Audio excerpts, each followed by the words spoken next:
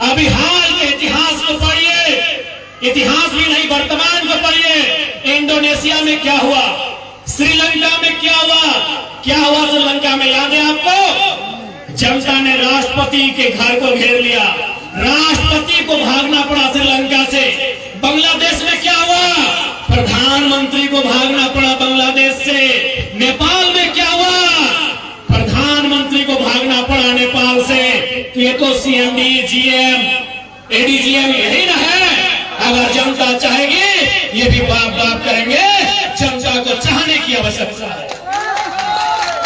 बिल्कुल आपको समझ लेना चाहिए, उन चारों देशों की घटना से आपको समझ लेना चाहिए कि अगर कोई करप्टेड है, यदि कोई करप्शन के साथ देता है, उन्होंने प्रधानमंत्री को नहीं छोड़ा, राष्ट्रपति को नहीं छोड़ा, अरे मंत्री को नहीं छोड़ा, तो सीएम को, सीएमडी क्या है भाई, ये जीएम क्या है भाई, एचआर क्या है, ये प्रोजेक्ट ऑफिसर क्या है, ये वो गाजर और मूली के बराबर है, बस जनता को जरूरत करना होगा। अरे किस चीज का डर है, किस चीज का डर है कि आपको जेल में भर दिया जाएगा? अरे नाइजर में आतंकवादियों के कब्जे में जो लोग हैं, उनसे अच्छा झारखंड का जेल है या नहीं है? क्या डर है झारखंड के विस्थापितों? किस बात का डर है कि आप आंदोलन करेंगे तो आपको जेल में भर दिया जाएगा? अरे नाइजर में 5 लोग आतंकवादी के कब्जे में हैं, उनसे पूछिए, उनके परिवार के लोगों से पूछिए। अरे टेलीफोन में बात नहीं हो पाता है। अगर आप जेल चले भी गए तो आपकी बीवी, आपके बच्चे 15 दिन में जाकर आपका भेंट मुलाकात कर सकते हैं। जेल जाने का डर है, केस होने का डर है, किस बात का डर है? जेल जाने का डर है, केस मुकदमा होने का डर है। अरे विदेशों में जो हमारे साथ हो रहा है, गुजरात, महाराष्ट्र में जो हमारे साथ हो रहा है, टावर लाइन में जो हमारे साथ हो रहा है, उससे अच्छा जेल है। जेल में 3 टाइम लिखा ना मिलेगा। यदि आंदोलन करते करते, यदि हक की लड़ाई लड़ते लड़ते जेल में हुआ तो मेडिकल की सुविधा मिलेगी। बिल्कुल, अगर जेल में कैदी को कुछ होता है तो सीधे जिला के पुलिस कप्तान पे दाग लगता है, उस जेलर पे दाग लगता है। कोई अपनी नौकरी संकट में नहीं डालेगा। 3 टाइम लिखा ना मिलेगा, भले खिचड़ी मिलेगा, 3 टाइम खाना मिलेगा। एक जरा अगर आप बोल देंगे हमको खांसी हुआ है तो डॉक्टर की टीम आके जांच करेगी, करेगी कि नहीं? तो नाइजर में जो भाई लोग हैं, उनके परिवार से जाके पूछिए, टेलीफोन में भी बात नहीं होता। उससे अच्छा है झारखंड में लड़िए, आंदोलन करिए, चक्का जाम करिए, और जरूरत पड़े तो वही गांधी का लाठी लेकर 2-4 पदाधिकारियों कपाड़ में दे मारिए। लाठी मारने से भी ज्यादा बड़ा केस नहीं होता है। वहां विदेश जाने से अच्छा है अपने राज्य में अब लड़ना सीखो। जमीन तुम्हारी, खेत तुम्हारा, गांव तुम्हारे, और बिलाती बाबू लोग आंख दिखा के शोषण और शासन करेगा, ये बर्दाश्त के बाहर है। अभी हमारे बड़ी उपाध्यक्ष जी ने चर्चा किया, लालचंद महतो, आज 10 दिन हो गया उनका डेड बॉडी का। दुबई में उनका डेथ हुआ है। कहां? दुबई में। आज 10वां दिन हो गया। लगातार हम प्रयास कर रहे हैं, कभी राज्यपाल महोदय से बात कर रहे हैं, कभी श्रम नियोजन मंत्री जी से बात कर रहे हैं, तो कभी जो प्रवासी विभाग है, तो कभी भारत की एम्बेसी से बात कर रहे हैं। लगातार हम लोग प्रयास कर रहे हैं, लेकिन आज भी 10 दिन बीत चुका है। 10 दिन हो चुका है। वो कहां मरा है? दुबई में।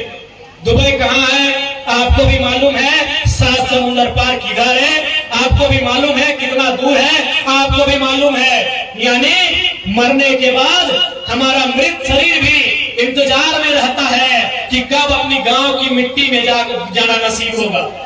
उससे अच्छा है ये आंदोलन, उससे अच्छा है ये जेल की कोठरियां, उससे अच्छा है ये पुलिस की लाठियां जो विदेश में आप जाके मारे जा रहे हैं। और एक नहीं, मैंने विधायक बनने के बाद चूंकि मैंने एक डाटा निकाला, मैं नाम भूल गया था, हमारे माही पटेल जी, हमने माही पटेल जी को कहा कि माही भाई एक डेटा निकालिए कि हमारे विधायक बनने के कितने प्रवासी मजदूर वो मारे गए हैं। एक्सीडेंट में, घटना में, दुर्घटना में, नौकरी करते करते कितने लोग मारे गए हैं? लगभग 50 की संख्या में डेटा मिला। अभी साल भर नहीं हुआ है हमारा विधायक बना हुआ और 50 की संख्या प्रवासी मजदूरों की मौत ने पार कर दिया है। 50 लोग महीने होते हैं, अभी 9-10 महीना हुआ है, यानी एक महीना में 5 मजदूर मर के वापस आ रहा है। एक महीना में 5 प्रवासी मजदूर झारखंड के बाहर मर रहा है। ये मेरा अभी कहाँ का डेटा है? डुमरी पर, ये बोकारो, धनबाद, बिशुनगढ़ माने हजारीबाग और गिरिडीह, ये 4 जिला का डेटा है। 24 जिला हमारे झारखंड में है। मैंने 4 जिला का डेटा निकाला है। 50 की संख्या में प्रवासी मजदूर मारे, जब मैंने एक्सीडेंट में, घटना में, ये नौकरी करने के टाइम मारे जा चुके हैं, उनकी मौत हो चुकी है। इसीलिए आज समय आ चुका है, तुम्हारे राज्य में, हमारे राज्य में, आपके राज्य में अनगिनत नौकरियां हैं, ठेकेदारी है, बगल में चाय पॉइंट है, डीबीसी है, बीटीपीएस है। हम विदेशों में जाके मर रहे हैं, हम परदेशों में जाके मर रहे हैं। उससे अच्छा है प्रबंधन से 2-2 हाथ कर लिया जाए। उससे अच्छा है डीबीसी से उठापटक कर लिया जाए। उससे अच्छा है इनसे एक बार लड़ लिया जाए, इनसे भिड़ लिया जाए। क्या गलत बोल रहे?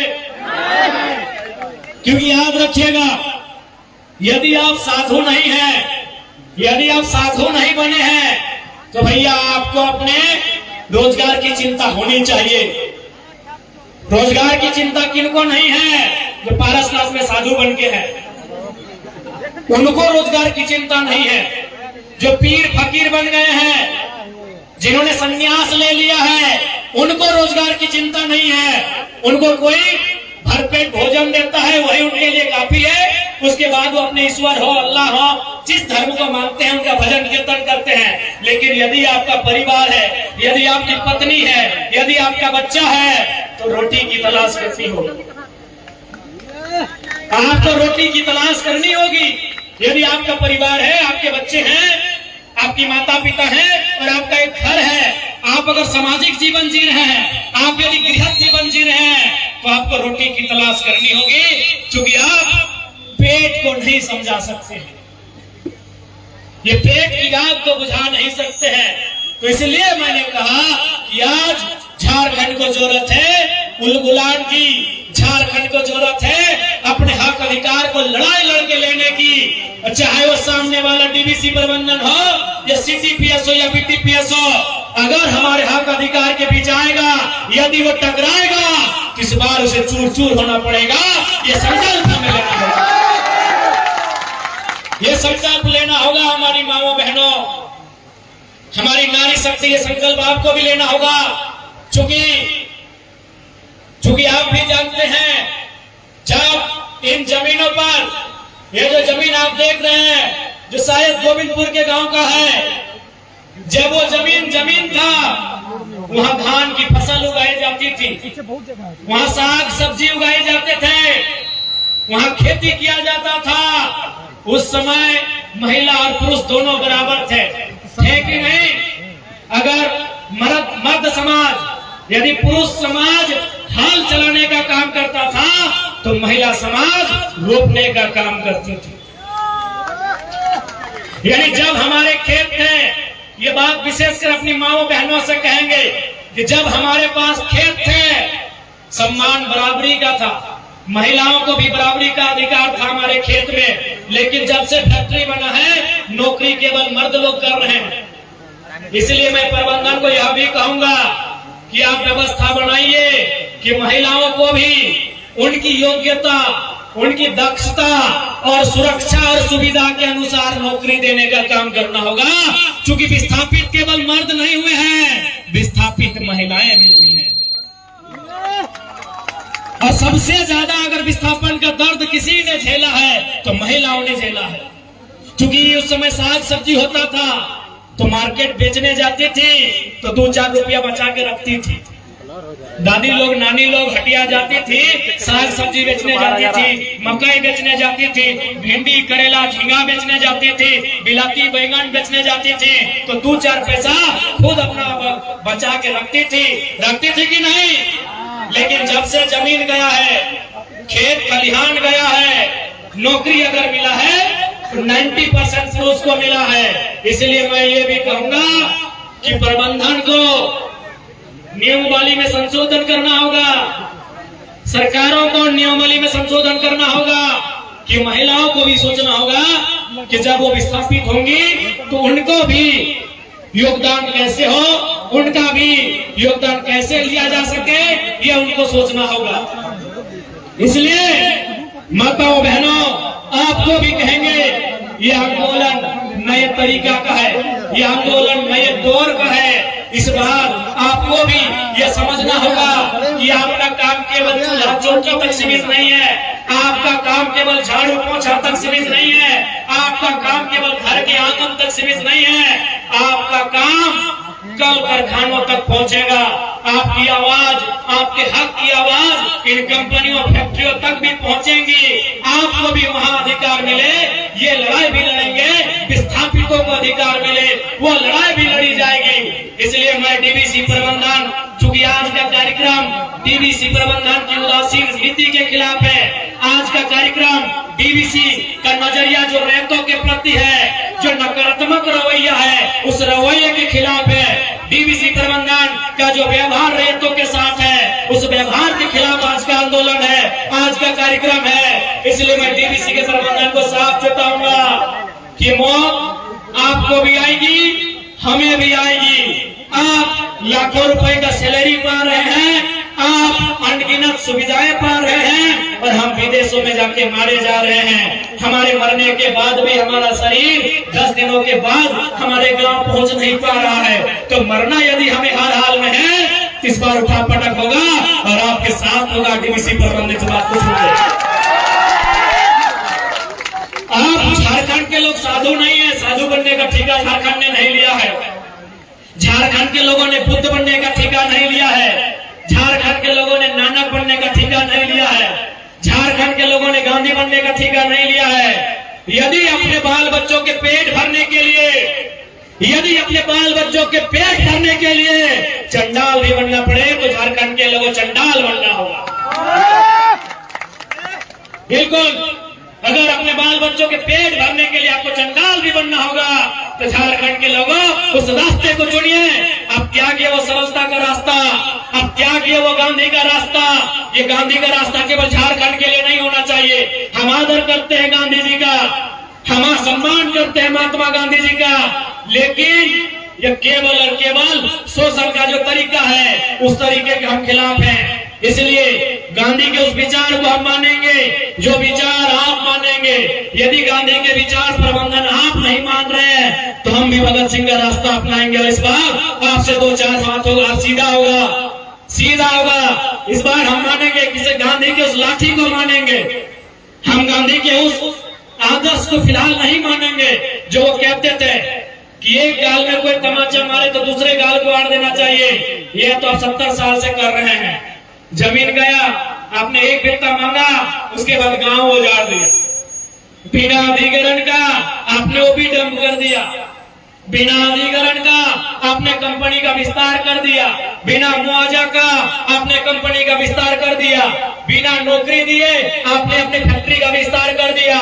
तो अब गांधी जी के उस आदर्श को हम कुछ पल के लिए भुला देंगे जो कहते थे एक गाल में थप्पड़ मारे तो दूसरा गाल अड़ना चाहिए। अब गांधी की लाठी को झारखंड याद करेगा, अब केवल और केवल गांधी जी की लाठी को झारखंड याद करेगा, और दे लाठी प्रबंधन आपके सिर पर। प्यार नहीं आए, यदि हमारी मांगों की पूर्ति नहीं हुई, तो याद रखिएगा, ना आपने अमृत पिया है, ना आपको बचा है, उन्होंने अमृत पिया है। जब मरना एक दिन सबको है, तो हम राजा हरिश्चंद्र बन के नहीं रहेंगे। झारखंड के लोगों, मेरी बातें आपको थोड़ी सी कड़वी लग सकती है। लोग कहेंगे कि डुमरी के विधायक भड़काने की बात करते हैं, लेकिन आप बता दो ना, अभी सुनने में आया है डीवीसी जो बाहर के लोग नौकरी से रिटायरमेंट ले लेते हैं उनको भी क्वार्टर दे के रखे हैं। हमारी बात कोई गलती नहीं है, ये समय की मांग है। आपको गांधी जी का लाठी का धरना होगा। अब अगर कोई एक थप्पड़ मारे तो दूसरा गाल आगे नहीं करना है। अब गांधी जी की लाठी को थामना है और प्रबंधन से 2-4 हाथ करना है। जेल होगा, बेल होगा, खेल होगा। जेल से नहीं डरना है, बिल्कुल नहीं डरना है। एफआईआर से नहीं डरना है। नाइजर में जो गिरफ्तार है आतंकवादियों के, उनसे अच्छा है जेल। जो दुबई में मर चुके हैं, जो लोग विदेशों में मारे जा चुके हैं, उनसे अच्छा है जेल की कोठरी। इसलिए इस बार झारखंड के लोगों, आपको आपके अधिकार के लिए लड़ना होगा। इसलिए लड़ना होगा, सवाल आपकी आने वाली पीढ़ी का है। सवाल केवल रोजगार का नहीं है। आपके पास अगर रोजगार होगा तो आपके बच्चे पढ़ेंगे। आपके पास रोजगार नहीं है, बताइए आपके बच्चे कहां कहां पढ़ते हैं?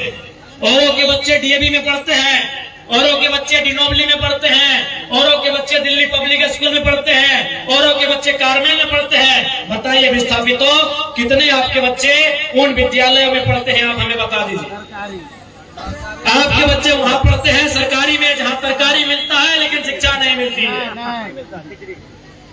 आपका इलाज होता है सरकारी में, जहां डॉक्टर है तो दवा नहीं, दवा है तो कंपाउंडर नहीं, और कंपाउंडर है तो बेड नहीं, बेड है तो तकिया नहीं, तकिया है तो रजाई नहीं, और रजाई है तो इंजेक्शन नहीं, और इंजेक्शन है तो दवाई नहीं। आप उस व्यवस्था में जी रहे हैं झारखंड के लोग। इसलिए केवल रोजगार नहीं है। अगर 2 पैसा आपके पास होगा, आपके बच्चे पढ़ेंगे। 2 पैसा आप बचाएंगे, 2 पैसा आप अपने बेहतर भविष्य के लिए लगाएंगे। इसलिए आज ये लड़ाई है। स्पष्ट कहना चाहेंगे, जीवन का डर हर किसी को है, और सबसे ज्यादा डर तो इन लोग जितना ऑफिसर है सबसे ज्यादा डर उनको है। एक बार डराइए तो। जीवन में सबसे ज्यादा डर ऑफिसर को है। डीवीसी हो, बीटीपीएस हो या कोई कंपनी रहे, सबसे ज्यादा डर उन ऑफिसर को है, क्योंकि उनको लाखों का सैलरी मिलता है। जिंदगी में ऐश मौज भोगने के लिए आए हैं, तो डर उनको है कि हमको कुछ हो जाएगा तो पैसा मेरा कौन भोगेगा, ये सुविधा मेरा कौन भोगेगा। अरे आप तो निहत्ते बेरोजगार हैं, आपको किस बात का डर है? आपके पास खोने के लिए कुछ भी नहीं है। आपके पास खोने के लिए कुछ भी नहीं है। डर ऑफिसर को है, डर जीएम साहब को है, डर एडीएम साहब को है, डर एडीजीएम साहब को है, डर मैनेजर साहब को है, डर सीएमडी साहब को है, डर प्रोजेक्ट ऑफिसर साहब को है। डर उनको है। एक बार लाठी में तेल पिलाइए, एक बार लाठी में तेल पिलाइए, एक बार उनको पता करिए कौन रास्ते से आते हैं। वो चूहा नहीं है जो ऑफिस में मिट्टी के तर से आते हैं, वो कबूतर नहीं है जो उड़ के आते हैं, इसी सड़क से आते हैं, इसी सड़क से आते हैं। एक बार डर दिखाइए ना जी, एक बार डर दिखाइए प्रबंधन को। वो चूहा है क्या? मिट्टी के तरह कंपनी में आते हैं। ये आसमान से बाज है क्या? उड़ के आते हैं। बस से आते होंगे, स्कॉर्पियो से आते होंगे, बीएमडब्ल्यू से आते होंगे, रॉयल रेस से आते होंगे, डिफेंडर से आते होंगे, इन्हीं गाड़ियों से आते हैं ना। तो गाड़ी देखिए कौन कौन रास्ता से आता है। ये करना होगा। मरना ऐसे है, मारे ऐसे जाओगे। विदेश में मारे जा रहे हो, परदेश में मारे जा रहे हो, नदी में डूब के मारे जा रहे हो, सड़क एक्सीडेंट में मारे जा रहे हो, बेरोजगारी से मारे जा रहे हो, बीमारी से मारे जा रहे हो। मरना ऐसे है, लड़ना है इस बार बहादुरी से लड़ो, ताकि ये प्रबंधन बाप बाप करे और इनका औकात नहीं हो आपके साथ गलत कर सके। पता करो ये कौन कौन रास्ते से आते हैं। 6 को रास्ता इनका, घेरो इनका रास्ता। एक बार कागज थमाओ कि हमारी ये मांगे पूरा करो, नहीं तो अगला दिन से तेल लाठी। घेरो इनका रास्ता। कहां से आते हैं? इनके बाप का जमीन है क्या? एक भी प्रबंधन जितना लोग हैं, जितने ऑफिसर रैंक के हैं, इनका बाबूजी का जमीन नहीं है, तुम्हारे बाबूजी का जमीन है। और सुनो प्रबंधन वालों, पुलिस 24 घंटा आपकी सुरक्षा नहीं करेगी। पुलिस 24 घंटा आपकी सुरक्षा नहीं करेगी। इस ख्वाब में मत रहिए। अब झारखंड केस मुकदमों से डरने वाला नहीं है, क्योंकि झारखंड ने देख लिया इनको बाबा जी का ठुल्लू मिला है, इनको घंटा मिला है, इसीलिए अब घंटा फर्क नहीं पड़ता है केस मुकदमा से। इसलिए अपना अहंकारी, ये अंग्रेजों वाला अहंकारी घमंड उतारिए और सामने आके बैठ के बात कीजिए, रेतों की जो समस्या समाधान कीजिए। अरे विनोद बाबू के टाइम 1991 में जो कागज में लिखा पड़ी हुआ है, आप उसको पूरा नहीं कर रहे हैं तो पीटेंगे, नहीं तो क्या करेंगे, चुमा लेंगे। 1991 में जो सांसद विनोद बिहारी महतो थे और उस समय जो वार्ता हुई है, उस वार्ता को पढ़िए, उस वार्ता में क्या क्या बात हुई है। आप उसको अगर फेलियर कर रहे हैं तो आप लात खाने के हकदार हैं। और स्पष्ट है, लातों के भूत अगर बातों से नहीं मान रहे हैं तो लात से अलकतरा देने के लिए नहीं है। मेरे प्यारे बहनों, ये लात जो है, आपका पांव जो है, ये केवल आलता लगाने के लिए नहीं है मेरी बहनों, ये केवल तोड़ा पहनने के लिए आपका पांव नहीं है। इस पांव से जो कहा जाता है कि लातों के भूत बातों से नहीं मानते हैं, उनके खिलाफ जंग छेड़ने की आवश्यकता है। नहीं तो हम आने वाले 20 साल में कहीं के नहीं रहेंगे। आज बताइए ना, जमीन आपने ये बोल के दिया था यहाँ काम होगा, कंपनी आएगी, धंधा पानी होगा, आज लोगों ने कब्जा कर लिया है। कहाँ के लोगों ने कब्जा कर लिया है ये आप सभी जानते हैं। इसलिए मैं प्रबंधन को स्पष्ट कहना चाहूंगा, हक की बात हक से मान लो, नहीं तो अब झारखंड के लोग डरने वाले नहीं हैं। अब झारखंड के लोग भिड़ने वाले हैं। मरना एक दिन सबको है। अब आप डिसाइड कर लो, हम तो बेरोजगार हैं और हम लोग तो ऐसे भी मारे जा रहे हैं। आलीशान जिंदगी आपका है, आपको क्या करना है अपनी जिंदगी का आप देख लो। हम लोग तो अपनी जिंदगी को दांव में लगाने के लिए अब तैयार है। ऐसे भी कोयलांचल के मसीहा शक्ति बाबू कहते थे कि एक पीढ़ी गोली खाएगी, एक पीढ़ी जेल जाएगी, तब एक पीढ़ी राज करेगी। हम तैयार हैं, हम तैयार हैं त्याग करने के लिए, हम तैयार हैं अपना जान को हथेली में रखने के लिए। प्रबंधन वाले आप सोच लो, करना आपको क्या है। बिल्कुल कोई आपकी 24 घंटा सुरक्षा नहीं कर पाएगा, कोई नहीं कर पाएगा। इस घमंड में मत रहिए, उस घमंड को मत पालिए। हक की बातें हक से मानिए, हक की बात हक से मानिए। इस घमंड में बिल्कुल मत रहिए कि कोई आपकी 24 घंटा सुरक्षा करेगा, कोई नहीं करेगा। जब तक आप कंपनियां के अंदर बैठे हैं तब तक सीएसएफ का प्रोटोकॉल है। दुर्गा पूजा में अकेले मिल गए तब क्या होगा? बिल्कुल आप हमें सताएंगे तो हम गांधीवादी और राजा हरिश्चंद्र बनने का ठिकाना नहीं लेंगे। मार के बदले मार होगा। आप हमारा जान ले रहे हैं, हम आपका पांव हाथ तोड़ेंगे। अब स्पष्ट है, आसपास कहेंगे प्रबंधन वाले आपने बहुत सताया झारखंड के लोगों को। आज ये झारखंड के लोगों का धीरज है, ये झारखंड के लोगों का धैर्य है कि 70 सालों से कोर्ट के दरवाजे का चक्कर काट रहे हैं। और आपको भी मालूम है कागज पत्तर में झारखंडी कमजोर रहे हैं, इस बात को स्वीकारिए। आप खुद बोलिए ना, आपके घर में पहला ग्रेजुएट कब था? 1970 में था। आपके गांव में पहला ग्रेजुएट कब आया? क्या 70 में आया, 80 में आया? हमको लगता है अभी आप होंगे पहला ग्रेजुएट। 2-4 लोग होंगे, 2-4 घर परिवार होंगे, तो पढ़ाई लिखाई में हम पीछे थे, इस बात को भी मानना होगा। तो सारा नियम कानून दाएं बाएं इन्होंने किया है। इसलिए आज स्पष्ट कहेंगे, झारखंड के हर एक विस्थापित रैयत को कहेंगे। और मैं बार बार तो कहता हूँ, तब देखते हैं भाई मीडिया वाले बड़ा बड़ा लाइन में लिख देते हैं कि विधायक के बिगड़े बोल ही सही, फिर कहते हैं कि हम दो हमारे दो नहीं, 3 को 4 को पैदा करिए, खासकर विस्थापित लोग। हम 1000 बार कहेंगे और उसको स्पष्ट बोलिए कि ना तुम्हारे नाम से राशन कार्ड होगा, ना तुम्हारे नाम से आधार कार्ड होगा, ना तुमको स्कूल कॉलेज में पढ़ने भेजेंगे। बस तुमको इतना ही बताएंगे कि हमारे साथ इस कंपनी ने गलत किया है, इससे इंतकाम लेना है। उस बच्चे को इतना ही सिखाइए कि बस इससे इंतकाम लेना है। अब इंतकाम का रास्ता कैसे होगा ये उस बच्चे पे छोड़ दीजिए।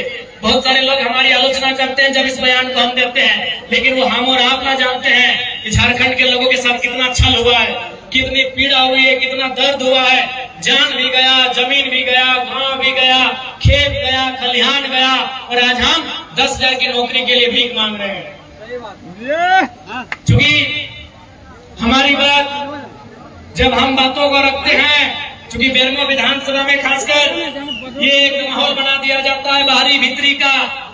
तो मैंने जब हम आ रहे थे तो मैंने दूर से ही सुना कि आज माइक का साउंड ठीक है, तो मुझे लगता है बेरमो में बहुत सारे हमारे यूपी बिहार के तथा अन्य राज्यों के भाई लोग, बहन लोग, माताएं बहनें सब लोग रहते हैं और उनके मन में बेरमो के विधायक राजकुमार अनूप सिंह जी ये डाल देते हैं कि जयराम महतो बाहर के लोगों के खिलाफ है, इसीलिए वोट हमको करना है, यानी राजा साहब को करना है।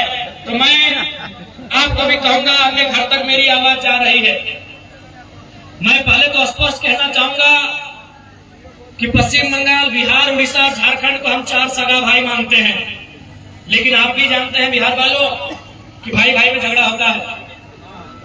बिहार वालों, आप भी जानते हैं कि भाई भाई में झगड़ा होता है। कब होता है? जब सवाल जमीन का होता है।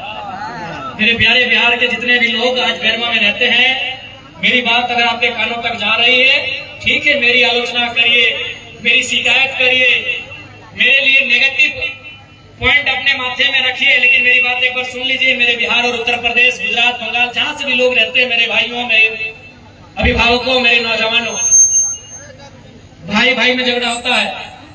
आप अगर बिहार से ही हैं और 4 भाई हैं और एक भाई अगर बाकी भाइयों की जमीन पर कब्जा करे तो झगड़ा होता है। तो वही हाल हमारा है। आप एक लाइन बता दीजिए। सबसे पहला बात तो आपको हमारा धन्यवाद करना चाहिए। जितने भी बिहार के, उत्तर प्रदेश के लोग यहाँ नौकरी करते हैं, आपको धन्यवाद करना चाहिए कि आपको बिहार ने, उत्तर प्रदेश ने पलायन किया, आपको अपने घर से बाहर भेजा, आपको नौकरी हमारी मिट्टी ने दिया है।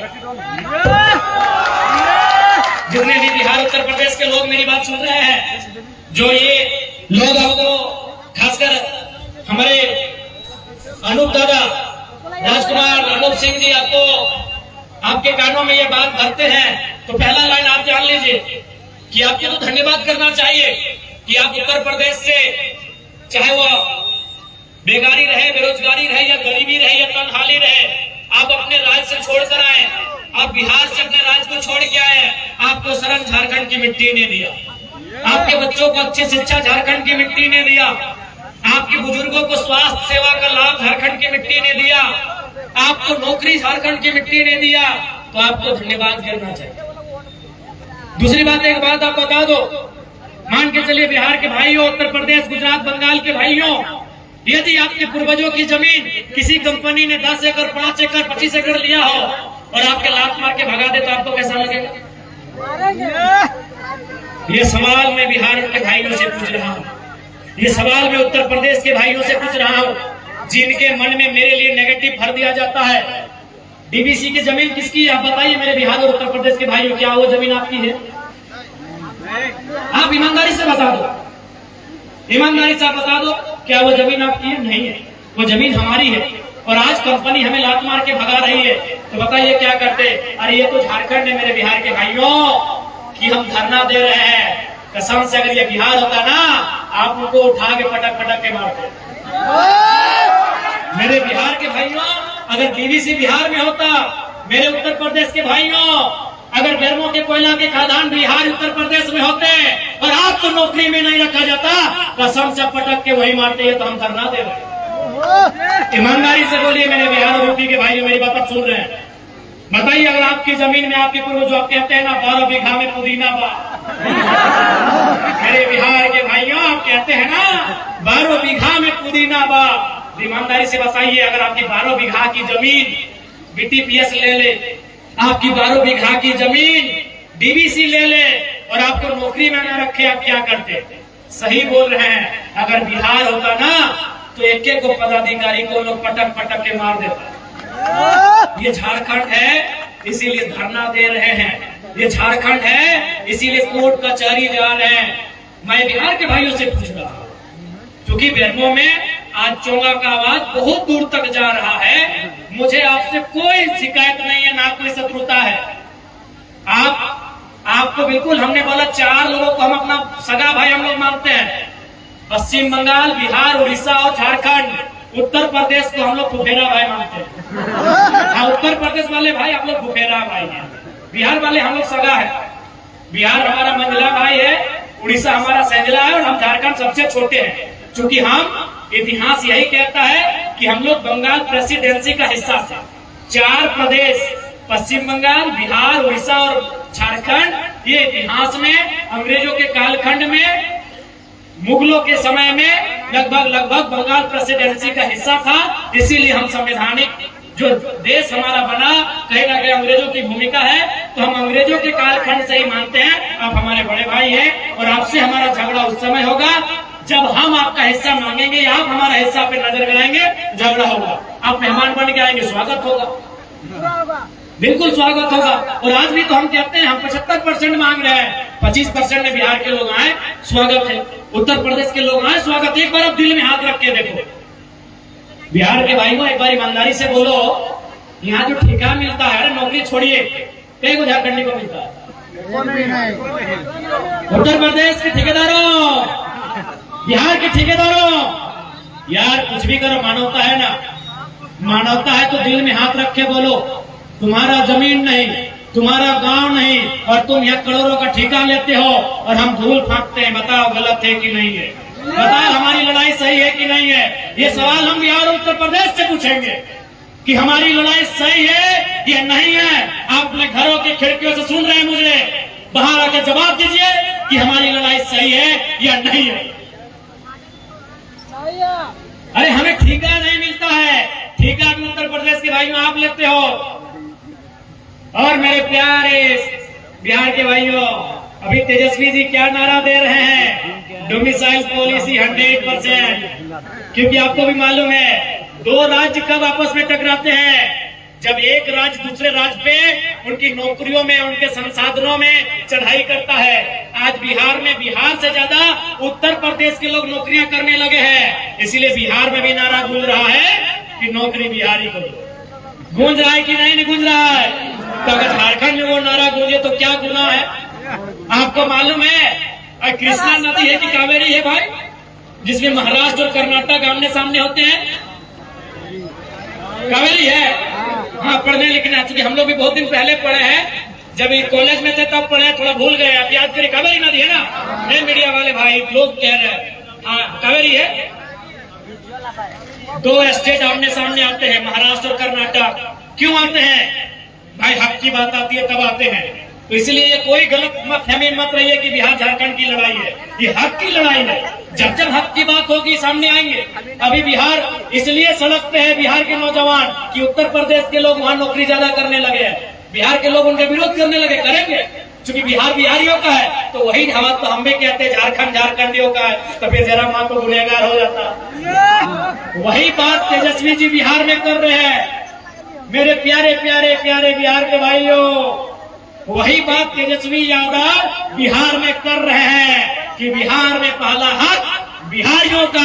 तो अगर झारखंड में वही बात जयराम महतो कहे कि झारखंड में पहले झारखंडी, तो गलत क्या है भाई?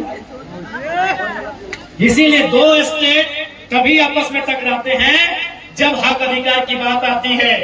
आप तमाम स्टेट का उदाहरण ले लीजिए, महाराष्ट्र, कर्नाटक का उदाहरण लीजिए या किसी अन्य स्टेट का उदाहरण लीजिए, वो तभी टकराते हैं जब एक स्टेट दूसरे स्टेट पे हक अधिकार के साथ समझौता करता है। आप बाला साहब बाल ठाकरे को पूरा देश अभी जानता है, एक मजबूत नेता महाराष्ट्र के। लेकिन शुरुआत कहां से हुआ?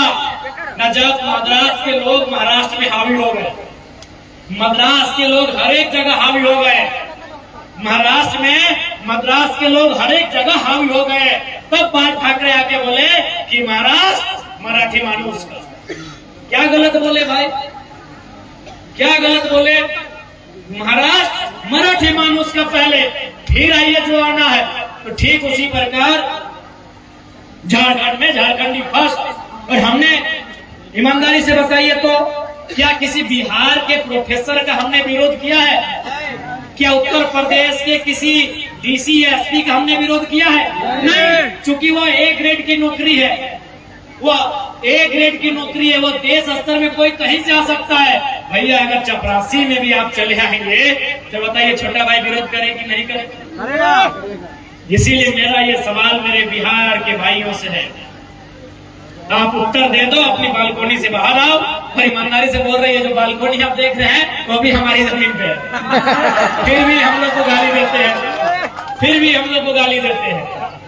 अरे भाई, ये झारखंड के भोले भाले लोग हैं कि हमने आपको जमीन भी दिया, नौकरी भी दिया, आपके बच्चों को अच्छी शिक्षा भी मिला, अच्छा स्वास्थ्य भी मिला, करोड़ों का टेंडर भी मिला, और गुनाह क्या हो गया? झारखंड में जय झारखंड बोलना गुनाह हो गया। झारखंड में झारखंडियों की हक की बात करना गुनाह हो गया। इसलिए दोहरे ना सोचे, ठंडे दिमाग से और दिल से मैं ये आप पे सोचने के लिए छोड़ देता हूँ, जो बिहार और उत्तर प्रदेश से आए हैं। आप सोचिए, फिर सुबह एक दिन आइए, मिलते हैं और बैठ के हम लोग बात करते हैं। और उस समय आप बोलिए कि जयराम महतो विधायक डुमरी आप लोगों को बांटने का काम कर रहे हैं, उस समय आके कहिए हमें कोई बांटने का काम नहीं कर रहे, क्योंकि हम आपके IAS IPS के खिलाफ नहीं है, हम आपके प्रोफेसर के खिलाफ नहीं है, हम आपके जनरल मैनेजर के खिलाफ नहीं है। अब 3rd ग्रेड और 4th ग्रेड में नौकरी अगर आप ही करोगे तो आप ही बता दो हम क्या करें?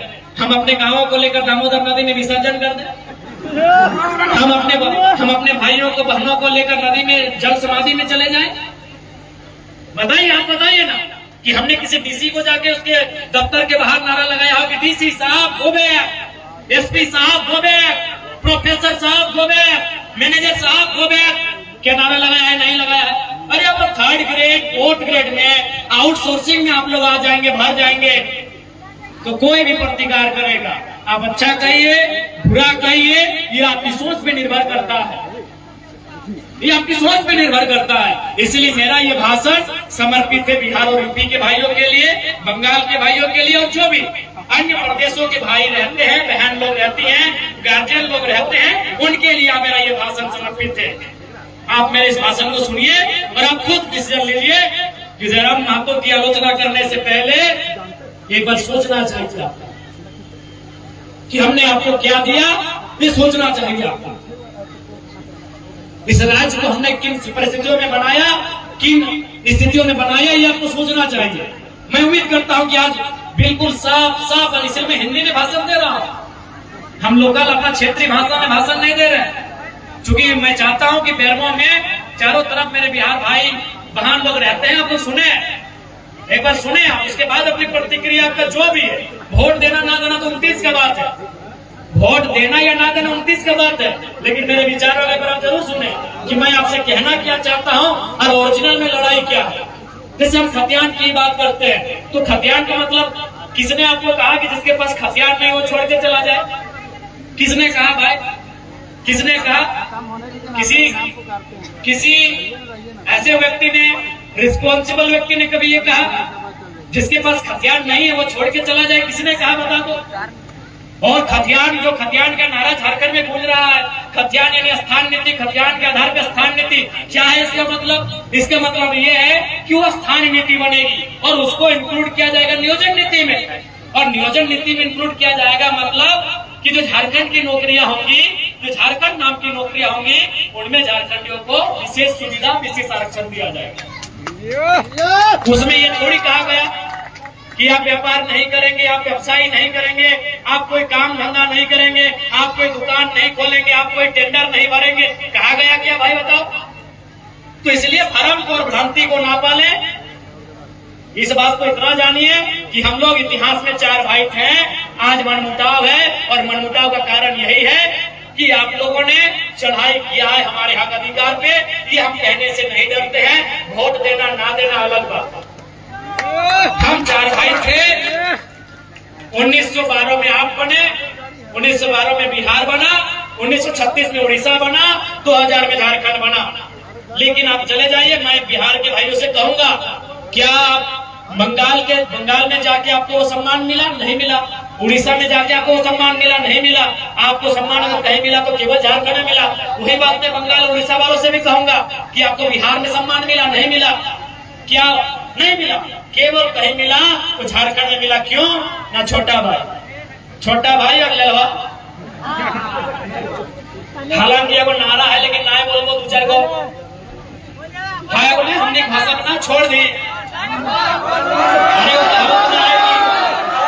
अरे ललवा बहुत सबके होगी। हालांकि बहुत सारा दीदी लोग बोले कि बाबू बतवा ना बोलिए, सरकार हम बोले ना चाहिए, लेकिन माफी मांग के बोले जो तो कहावत वाला, पहले माफी मांग लो। जितना भी माए मौसी दीदी काकी जेठी है, तो महिला के लिए नारा है और हम नहीं बनाए भाई, गाँव देहात का कहावत है कि ललवा बहुत सबके होगी। वो यहाँ झारखंड का झारखंड सबसे छोटा, सबसे लेला, तो सभी लेके घुमाइश दो। नहीं यही बताइए ना, आप जाके उड़ीसा में दिखाइए आप कितना आपका दबदबा है, आप बंगाल में जाके दिखाइए आपका कितना दबदबा है। और मैं बंगाल के भाइयों से कहूंगा आप बिहार में जाके दिखाइए कितना दबदबा है। मैं उड़ीसा के भाइयों से कहूंगा आप जाके दिखाइए आपका बिहार बंगाल में कितना दबदबा है।